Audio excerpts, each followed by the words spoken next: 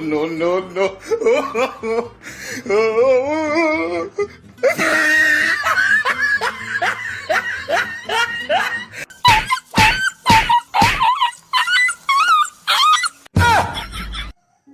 Diyan ka sa labas matulog ha. At huwag mo susubukan pumasok dito.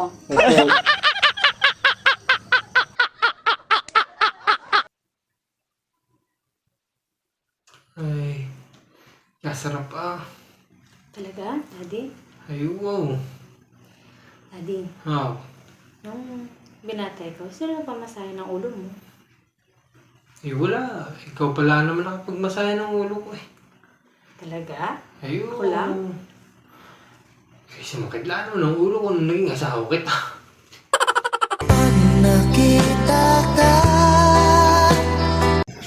Daddy, Ah, ano plan natin sa February 14? February 14? Oo. February 14 di para lang sa mga asawang pagmahal, Yes. mabait, Yes. at sweet. Yes.